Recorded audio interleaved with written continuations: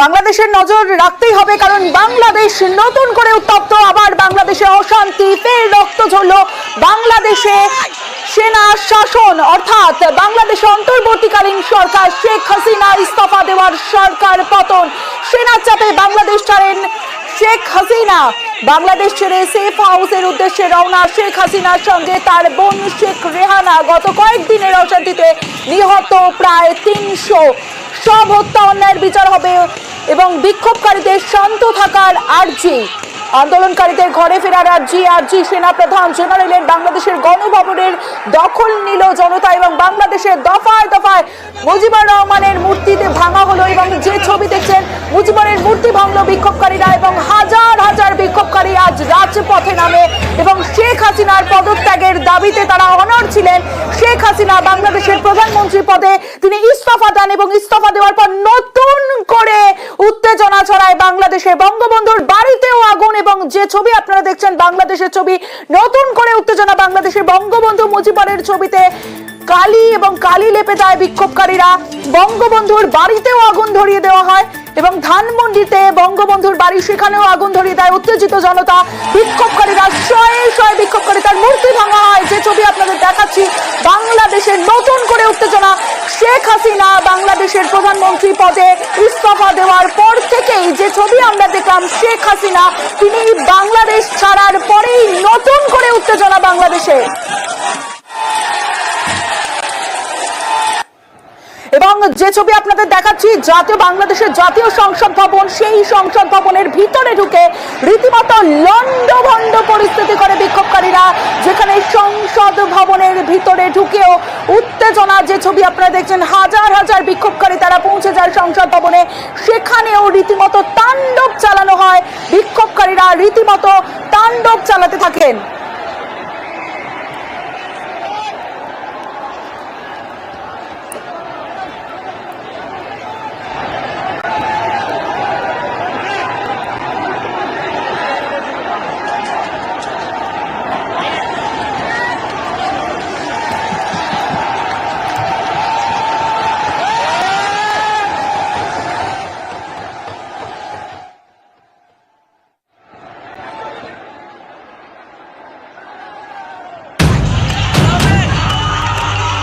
একের পর এক হাতুড়ির ঘা আছড়ে পড়ছে বঙ্গবন্ধুর মূর্তির উপর।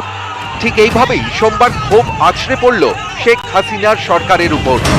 1975 সালের অগাস্টে হত্যা করা হয়েছিল শেখ মুজিবুর রহমানকে। 2024-এর অগাস্টে গোপনে সেনার কপ্টারে চড়ে বাংলাদেশ ছাড়লেন মুজিব কন্যা শেখ হাসিনা। ঢাকার শাসনভার উঠল সেনাবাহিনীর হাতে। যে ক্ষোভের ঢেউ এদিন লন্ডভন্ড করে দিল প্রতিবেশী এই দেশকে, তার সূত্রপাত 5ই জুন। 1971-এর যুদ্ধে বাংলাদেশের স্বাধীনতার জন্য পাকিস্তানের বিরুদ্ধে লড়াই করেছিলেন যারা, তাদের মুক্তিযোদ্ধা বলা হয়। বাংলাদেশের সরকারি চাকরিতে মুক্তিযোদ্ধাদের পরিবারের সদস্যদের জন্য 30% সংরক্ষণ চালু ছিল। পরে হাসিনা সরকার সেই সংরক্ষণ বন্ধ করে দেয়।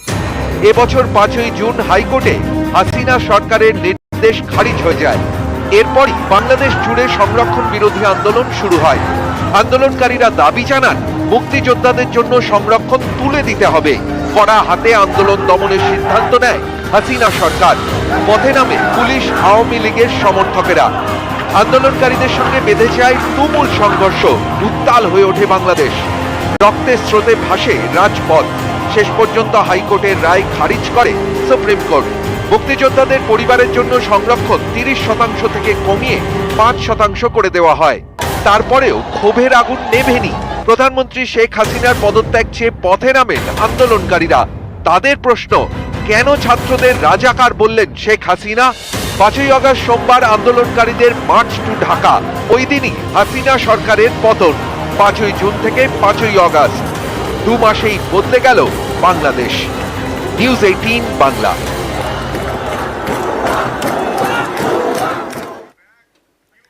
প্রধানমন্ত্রী পদ থেকে ইস্তফা দিয়েছেন শেখ হাসিনা এবং তারপরেই দেশ ছেড়েছেন শেখ হাসিনা। আর এবার প্রথম ইন্টারভিউ দিলেন তার ছেলে সজীব ওয়াজেদ জয়।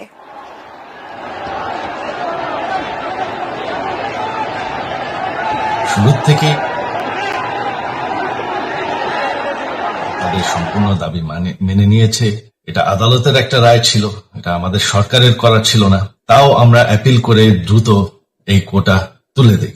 তাতেও আন্দোলনকারীরা সন্তুষ্ট না। আমরা তাদেরকে আলোচনায় ডেকেছি, প্রধানমন্ত্রী নিজেই তাদেরকে ডেকেছেন যে আসেন আমরা আলোচনায় বসি, তাতেও তারা সন্তুষ্ট না। এখন দাবি হচ্ছে যে সরকারের পতন। সুপ্রিম কোর্ট রায় দিয়েছে যে কোনো অনির্বাচিত সরকার 1 মিনিটের জন্য ক্ষমতা নিতে পারবে না। আমরা আওয়ামী লীগ, আমরা আন্দোলন করেছি, আন্দোলন করে এই দেশকে স্বাধীন করেছি, আন্দোলন করে গণতন্ত্র ফিরে এনেছি। শেখ হাসিনার পর আপনাদের কি হবে সেটা আমারও চিন্তার বিষয় না, আমার পরিবারের আর চিন্তার বিষয় না। আপনারা বুঝবেন 1 মিনিটের জন্য, সেইটা হলে আমরা আবার পাকিস্তানের মতন হয়ে যাব। বাংলাদেশ এর থেকে আর কোনোদিন ফিরে আসবে না। নতুন করে বৈষম্য বিরোধী ছাত্র আন্দোলন এবং সেই আন্দোলন নতুন করে উত্তেজনা এবং তাদের একটা দাবি, 9টা দাবির মধ্যে একটা দাবি ছিল প্রধানমন্ত্রী পদে ইস্তফা দিতে হবে এবং প্রধানমন্ত্রী পদে ইস্তফা দেন শেখ হাসিনা। তারপরেই তার বাড়িতে ভাঙচুর চালানো হলো ঢাকায়।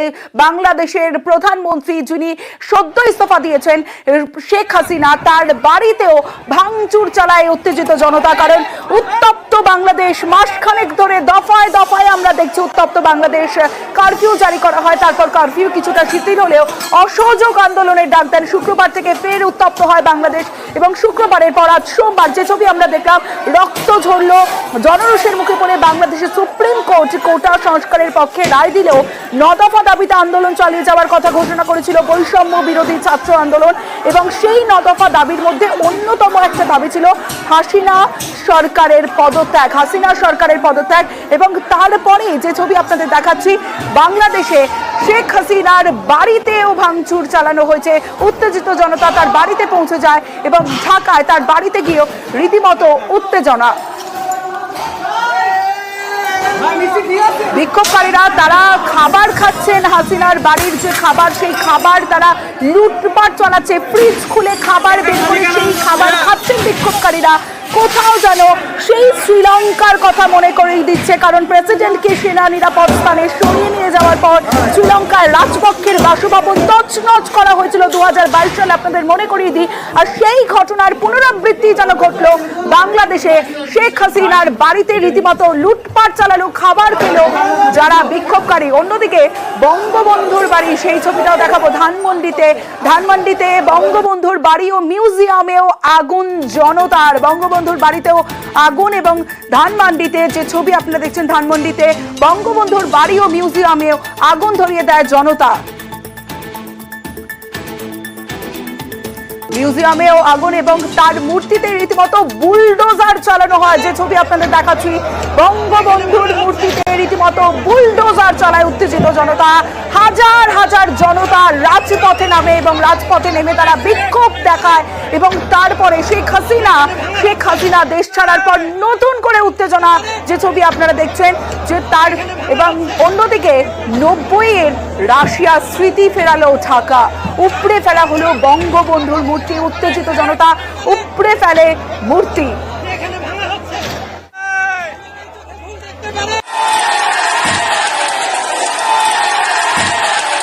তার মূর্তি ভেঙে ফেলা হলো, বঙ্গবন্ধুর মূর্তি ভেঙে দিল এবং তারপরেই উল্লাস বিক্ষোভকারীদের, সেই ছবি আপনাদের দেখাচ্ছি। বাংলাদেশ জুড়ে অশান্তি, ঢাকায় আওয়ামী লীগের অফিসে আগুন, বাংলাদেশের স্বরাষ্ট্রমন্ত্রীর বাড়িতেও ভাঙচুর চালানো হয়, সেই ছবিও দেখাবো। কিন্তু বঙ্গবন্ধুর মূর্তি ভাঙার পরেই উল্লাস উচ্ছ্বাস সাধারণ মানুষের মধ্যে। যে ছবি দেখতে পাচ্ছেন, অগ্নিগর্ভ বাংলাদেশ, গদিচ্যুত হাসিনা বাংলাদেশ ছেড়ে ভারতে রয়েছে এই মুহূর্তে মুজিব কন্যা।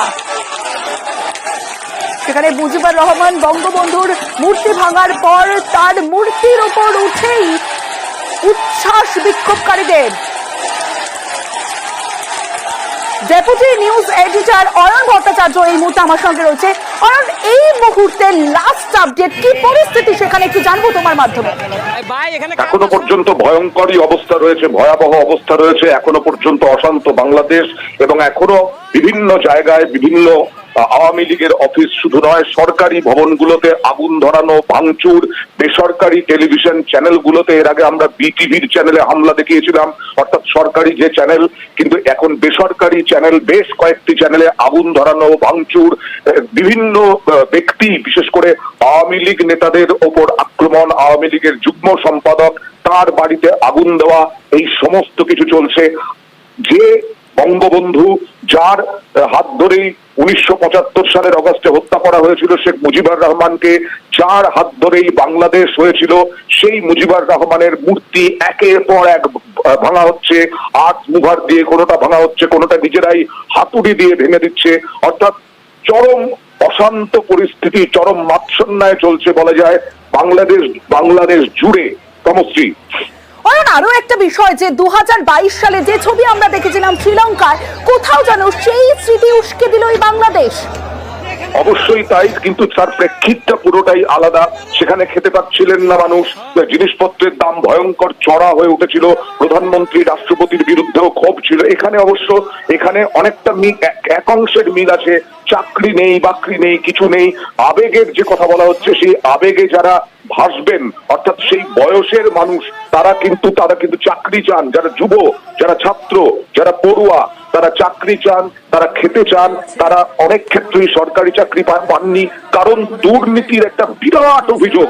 এই 3 বারের সরকার শেখ হাসিনার বিরুদ্ধে বিরাট অভিযোগ উঠেছিল দুর্নীতির। সেই দুর্নীতির জন্যই আজকে এই রকম ক্ষোভ, এই রকম আক্রোশ বলে মনে করা হচ্ছে।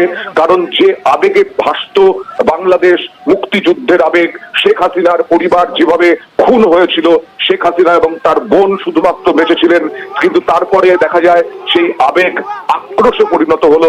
এই সমস্ত দুর্নীতি, তার সঙ্গে স্বৈরাচারী মনোভাব, যেটা অনেক আন্তর্জাতিক সম্পর্ক বিশেষজ্ঞের একাংশ মনে করছেন যে স্বৈরাচারী মনোভাব। কোনোভাবেই তুমি যদি এখানে লক্ষ্য করো, যে যখন উত্তাল হয়ে উঠলো এই কোটা নিয়ে যখন আন্দোলন হলো, সেই আন্দোলনে পড়ুয়াদের সঙ্গে একেবারে শেষ মুহূর্তে যখন আর সামলাতে পারছে না হাসিনা সরকার, তখন তাদেরকে ডাকা হলো। তার আগে কিন্তু পড়ুয়াদের সঙ্গে মিটিং হওয়া বা বৈঠক করার কোন রকম পরিকল্পনা হাসিনা সরকার নেয়নি।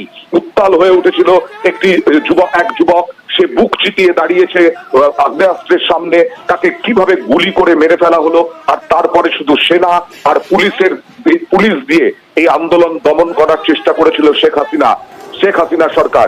এইখানেই আক্রোশ, ক্ষোভ আরো পূর্ণ মাত্রা পায়, এবং অনেকেই মনে করছেন এই যে প্রেক্ষিতটা তৈরি হলো, এই প্রেক্ষিতের মধ্যে বহির শক্তি হোক, বিদেশি শক্তি হোক বা জামাত হোক, তারা ঢুকে পড়লো, এবং সবটাই যে এই পড়ুয়ারা করছে বা আন্দোলনকারীরা করছে তা মনে করছেন না অনেকেই। এর মধ্যে এই যে বাংলাদেশের সংসদ ভবন পর্যন্ত ভাঙচুর, সংসদ ভবনে হাজার হাজার মানুষ ঢুকে যাওয়া, এটার মধ্যে অন্য শক্তির হাত রয়েছে বলেও মনে করছেন অনেকেই।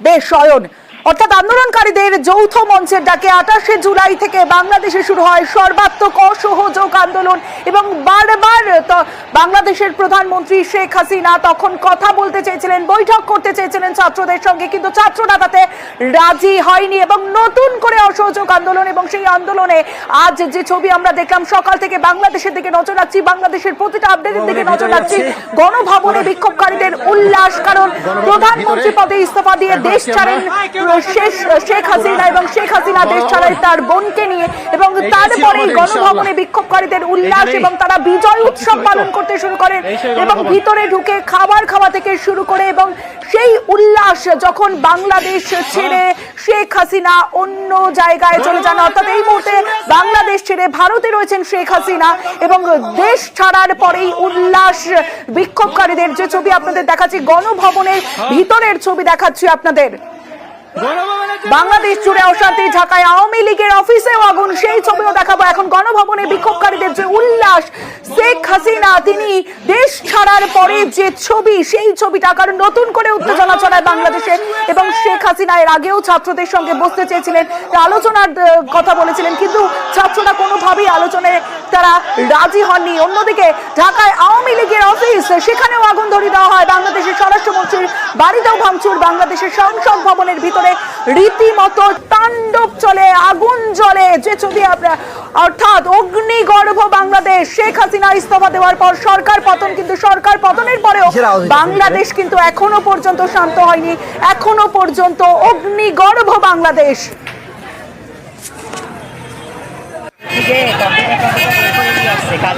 ভাই এখানে কার বাসা? ভাই এখানে কার বাসা? আমুলিকার কার বাসা? ও 71 টিভি, 71 টিভি সব জয় বাংলা করে দিতেছে। 71 টিভির অফিস কি এখানে? ভাই ছোট ছোট পোলাপান আস্তার টাকার বস্তায় না লাগিয়েছে ভাই, ওগুলো নাই ওরা দেশ 71 টিভি চালাও চালাও চালাও। 71 টিভির অফিস তো জয় বাংলা। প্রথমে প্রধানমন্ত্রী পদে ইস্তফা দেওয়ার পরে দেশ ছাড়েন শেখ হাসিনা। কোন পথে দেশ ত্যাগ হাসিনার গ্রাফিক্যালি প্রেজেন্টেশনের মাধ্যমে আপনাদের দেখাবো। দেখুন, ঢাকা গণভবন থেকে হেলিকপ্টারে করে কুর্মিটোলা বাংলাদেশ সেনা ঘাঁটি, সেখানে পৌঁছন। বাংলাদেশের সেনা ঘাঁটি থেকে যান আগরতলা, আকাশে চক্কর, কলকাতার আকাশেও চক্কর কাটে শেখ হাসিনার হেলিকপ্টার এবং তারপরেই সেখান থেকেই হিন্ডন, অর্থাৎ হিন্ডন যে গাজিয়াবাদ, সেখানে পৌঁছন শেখ হাসিনার সঙ্গে তার বোন। আগরতলার আকাশে চক্কর কাটে, কলকাতার আকাশে চক্কর কাটার পর শেখ হাসিনা তিনি পৌঁছে যান হিন্ডন এয়ারবেসে, যেখানে গাজিয়াবাদে। এবং আজ ভারতেই কি থাকবেন নাকি অন্য কোনো দেশে পাড়ি দেবেন শেখ হাসিনা, এই মুহূর্তে ঠিক কি আপডেট আমরা জানবো।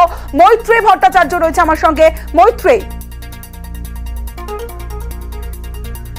প্রশ্নটা যদি আরেকবার রিপিট করো। মৈত্রী, শেখ হাসিনা তিনি আগরতলার যে বিমানবন্দর সেখানে চক্কর কাটেন, কলকাতা বিমানবন্দরে চক্কর কেটে তারপরে তিনি পৌঁছান গাজিয়াবাদ হিন্ডন এয়ারবেসে। এই মুহূর্তে ঠিক কি আপডেট? আজ ভারতেই কি থাকছেন তিনি নাকি লন্ডন যাবেন নাকি অন্য কোনো দেশে যাবেন, কি আপডেট এই মুহূর্তে? দেখো, এখনো পর্যন্ত আমরা সেনাবাহিনী সূত্রে যেটুকু জানতে পারছি, তার কারণ এই মুহূর্তে দাঁড়িয়ে শেখ হাসিনা তার সমস্ত রকমের নিরাপত্তা এবং তার যে মুভমেন্ট সেই সবটাই কিন্তু নজরদারি চালাচ্ছেন, বা সেই সবটাই ওপর যে যারা দেখাশোনা করছেন তারা হচ্ছেন বিদেশ মন্ত্রক এবং তার সঙ্গে সঙ্গে সেনাবাহিনীর একেবারে উচ্চ পর্যায়ে যারা আধিকারিকেরা রয়েছেন তারা। তবে যেটুকু আমরা সূত্র মারফত জানতে পারছি যে এখনো পর্যন্ত হিন্ডন এয়ারবেসেই রয়েছেন, যদিও তাকে সেফ হাউসে, হিন্ডন এয়ারবেসের মধ্যে কোনো একটি সেফ হাউসে তাকে রাখা হয়েছে। আজ রাতে সম্ভাব্য তিনি লন্ডনের জন্য রওনা হবেন না, এমনটাই সম্ভাবনা কিন্তু জানা যাচ্ছে। এবং সেক্ষেত্রে দাঁড়িয়ে তিনি আগামী 1-2 দিন পর্যন্ত তিনি এই দিল্লিতেই থাকতে পারেন, সেই সম্ভাবনাও কিন্তু উজ্জ্বল হচ্ছে। এবং সেই জায়গায় দাঁড়িয়ে তাকে সেনাবাহিনীর নজরদারিতে বা সেনাবাহিনীর পাহারায় বলা ভালো কোনো সেফ হাউসেই রাখা হতে পারে বলে আমরা জানতে পারছি। শেখ হাসিনা বাংলাদেশ ছাড়ার পর ভারতে শেখ হাসিনা বাংলাদেশের প্রধানমন্ত্রীর পদ থেকে ইস্তফা দেন শেখ হাসিনা। গাজিয়াবাদে হিন্ডন এয়ারবেসে হাসিনার বিমান, বায়ুসেনার ঘাঁটিতে হাসিনার সঙ্গে সাক্ষাৎ করেন অজিত ডোভাল। আরো বিস্তারিত জানাবে এই নিয়ে, আরো বিস্তারিত মৈত্রী রয়েছে আমার সঙ্গে, মৈত্রীর সঙ্গে কথা বলবো। মৈত্রী, এই বিষয়টি কি আপডেট রয়েছে তোমার কাছে? দেখো, আজকে শেখ হাসিনা তিনি এসে পৌঁছানোর পরই হিন্ডন এয়ারবেসে তার সঙ্গে দেখা করতে যান আমাদের এনএসএ অর্থাৎ national security adviser Ajit Doval. এবং অজিত ডোভাল তিনি সেখানে বেশ কিছুটা সময় তিনি কাটান এবং সেই সময় শেখ হাসিনার সঙ্গে তার পরবর্তী পরিকল্পনা এই সমস্ত বিষয়ে তাদের কথোপকথন হয়। এবং এই প্রসঙ্গে জানিয়ে রাখতে চাইবো, তারপরে কিন্তু অজিত ডোভাল প্রধানমন্ত্রীর বাসভবনে সেখানে যে ক্যাবিনেট কমিটি অন সিকিউরিটি সেই বৈঠকেও যোগ দিয়েছিলেন। ফলে তার সঙ্গে অর্থাৎ অজিত ডোভালের সঙ্গে শেখ হাসিনার কি কি বিষয়ে কথা হয়েছে সেই বিষয়গুলো কিন্তু তিনি তার সিসিএস বৈঠকে তিনি উত্থাপন করেছেন বলে আমরা সূত্র মারফত জানতে পারছি। মৈত্রীর সঙ্গে থাকো। বাংলাদেশ পরিস্থিতি নিয়ে বিশেষ বৈঠকে নরেন্দ্র মোদী, প্রধানমন্ত্রী নরেন্দ্র মোদীর বাড়িতে বিশেষ বৈঠক। বৈঠকে অমিত শাহ, রাজনাথ সিং, নির্মলা সীতারামন, বৈঠকে বিদেশ মন্ত্রী এস জয়শঙ্কর, বৈঠকে জাতীয় নিরাপত্তা উপদেষ্টা অজিত ডোভালও। অন্যদিকে প্রধানমন্ত্রী বিদেশ মন্ত্রী বৈঠক। অশান্ত বাংলাদেশের পরিস্থিতি নিয়ে কথা, বাংলাদেশ পরিস্থিতি নিয়ে নরেন্দ্র মোদীকে জানান এস জয়শঙ্কর। পদত্যাগ করার পর এখন ভারতে রয়েছেন শেখ হাসিনা। মৈত্রীর থেকে আরো আপডেট নেব। মৈত্রী,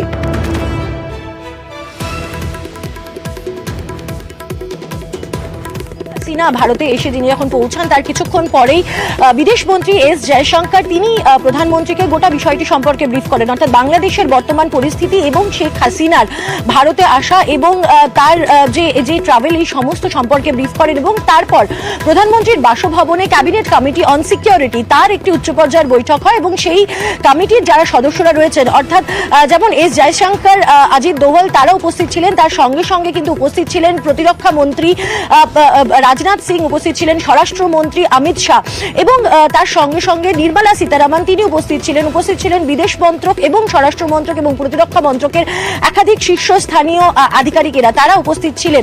মূলত প্রধানমন্ত্রীকে বর্তমান বাংলাদেশ পরিস্থিতি সম্পর্কে ব্রিফ করা এবং তার থেকে তিনি বিভিন্ন ক্ষেত্রের ইনপুট নেন এবং ভারত যেহেতু বাংলাদেশের সঙ্গে একটি বড় বর্ডার শেয়ার করছে, ফলে সেই জায়গায় দাঁড়িয়ে ভারতেরও নিরাপত্তা অক্ষুণ্ণ রাখার জন্য প্রয়োজনীয় পদক্ষেপ নেওয়ার জন্য প্রয়োজনীয় নির্দেশ প্রধানমন্ত্রী আজকের এই ক্যাবিনেট কমিটি অন সিকিউরিটির বৈঠকে দিয়েছেন বলে আমরা জানতে পারছি পিএমও সূত্রে।